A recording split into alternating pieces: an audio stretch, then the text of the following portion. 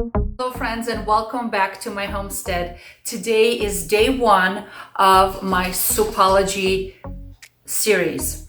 That's what my daughter calls it, soupology, because I'm going to be talking about soups, mainly Russian soups. Why? Because hey, my Russian mama taught me how to cook.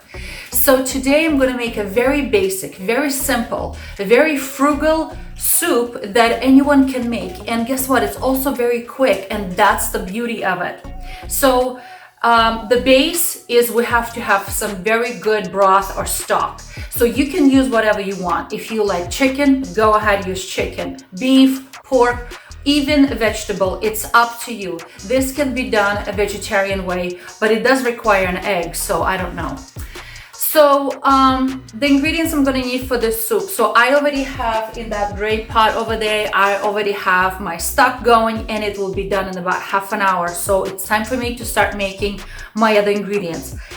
1 onion, a large carrot, 3 or 4 potatoes, but they're very large, so I'm going to use only 3. 1 cup of flour, and I already put a pinch of salt in here.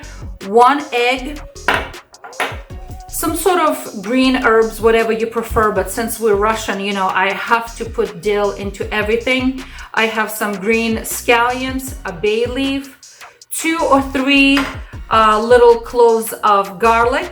I'm gonna need a little bit of oil, salt, and pepper, and that's it. So I like everything to be ready and ready to go. So what I'm gonna do is I'm actually going to cut everything and get everything ready for my soup.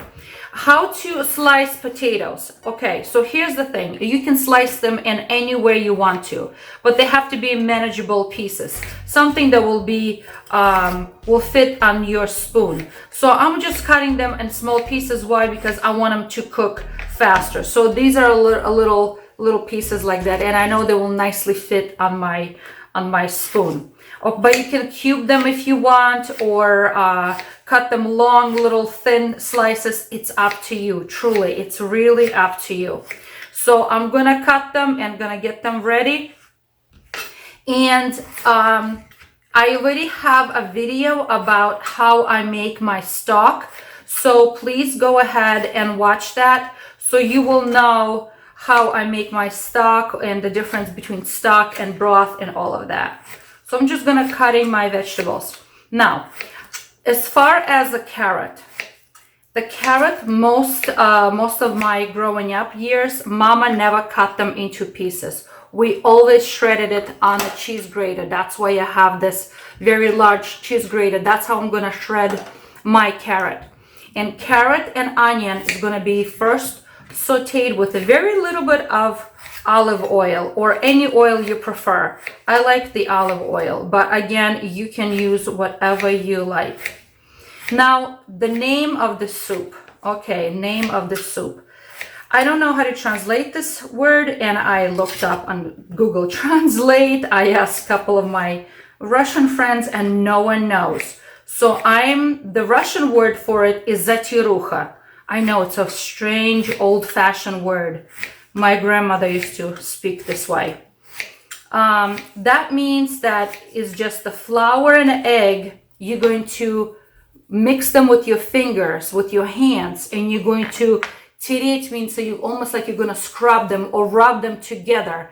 So this is a quick version, basically, of making dumplings, or instead of making noodles, this is going to be the quick version of a noodle soup. So if you guys have a leftover chicken carcass from after rotisserie chicken, this is a good time to make a good broth. Boiling that for a little bit, it's going to give you a nice flavorful broth. We have our own homegrown chickens, and when I cut up my chickens, I always save the carcass, the bones, because I grew up in the frugal way, and in my homestead we're still frugal. We don't throw anything away. Everything goes into use after the chicken is slaughtered. Okay, so but today I'm going to be using the stock that I made from my pork, homegrown pork. The next we're going to cut up the onion. And the onion can be sliced in any way you want to, but I like to cut them into small little chunks, so when they cook evenly, because we're going to saute them with a little bit of olive oil until they're nice and golden. I don't like them to be brown, just nice and golden. And again, I like everything in very, very small pieces. And this is how we always did it, with a cheese grater. Alright, okay, so let me start sauteing everything. So in the medium-sized pot, which is going to be for my family, I'm just going to I need to warm up a couple of tablespoons of olive oil, and I don't really measure because this is home cooking. So, I mean, it doesn't have to be exact. This is not baking. So I'm going to warm up the olive oil. So first I'm going to saute the onion until it's translucent golden color. Not too long, because I don't want this to be brown or burnt. Just gently saute it, because that's going to be the start for our soup. So this has been sauteing now for 4 minutes, and now I'm going to be adding, it's not golden brown or anything, just translucent. I'm going to be adding the carrot, a whole large carrot that we shredded. And I'm going to let this saute all together and be merry for the next 3-4 minutes again. I'm going to turn down the heat a little bit because I don't want this to burn.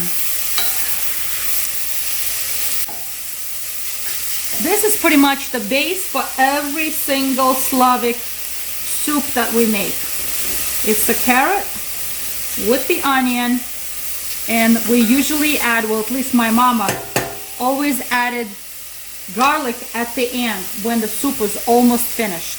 So alright, so this has been sauteing now for 3 minutes, and I'm going to be adding my potatoes that I shredded into tiny little pieces, manageable pieces. But they can be little cubes, it's up to you. So I like to do this now because I'm going to be adding a little bit layer of flavor where they'll have a chance to saute just a little bit before I cover everything with broth. Okay, so I'm going to be just taking this stock, and you guys got to be careful because it's very hot. And I'm going to be straining right into my broth. So I'm going to put probably close to 1.5 quarts, maybe 2 quarts of stock into my soup here. Okay, while the soup is boiling there and potatoes are cooking, I'm going to be making my dough. So remember, I had 1 cup of flour in here with a pinch of salt, and now I just cracked an egg in here. And now I'm just going to be breaking it all up and doing just this with my hands. So I'm going to be just mushing it together. So this is almost like a crumble that would resemble, I don't know, like dumplings, but not exactly, because we're not really rolling out a dough or anything. So this is same ingredients what would be in the noodles, homemade noodles. But this is just a quick version. You don't have to roll anything out. You don't have to cut anything out. You don't have to make dough. This is it, people. Okay, let me check on my soup and see if the potatoes are done. Oh, look at this beautiful color. All right, so let me find a bigger piece and I'll check on it. Oh, they're soft. See how they're easily breaking in my hand and on my spoon. So at this point I will add my lazy dumplings, and literally I'm just gonna throw them in just like this.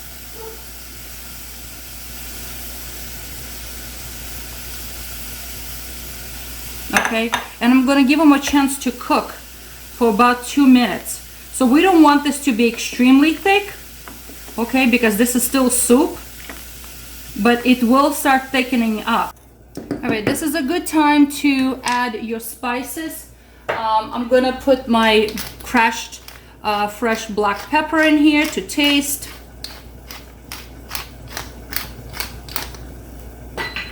I'm gonna put some salt, and again, it's to taste.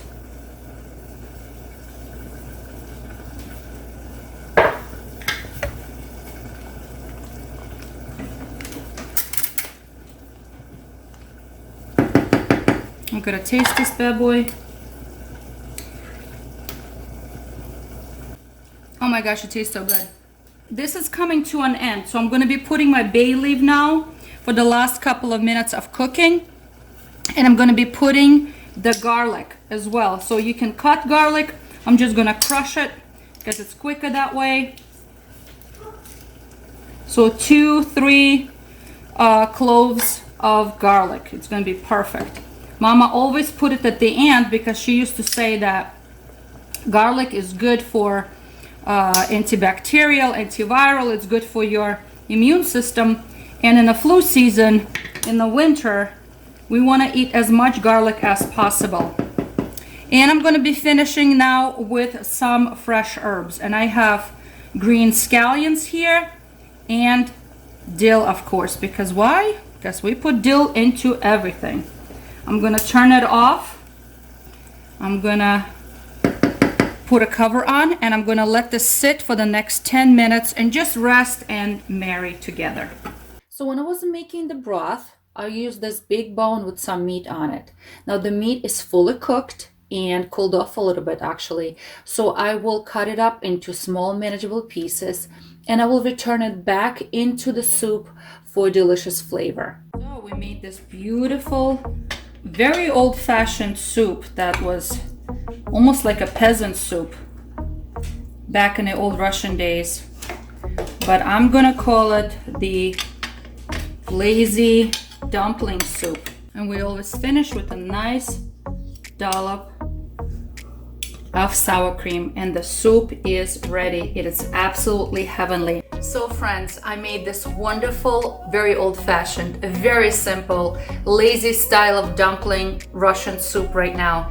And I'm gonna feed my family dinner. So anyway, friends, I hope you are encouraged to make your own homemade from scratch soup in this winter season. And even if you're unable to make this long cooking stock, you can always go and purchase something at the supermarket. But homemade is homemade. So I hope you guys are encouraged and try something new.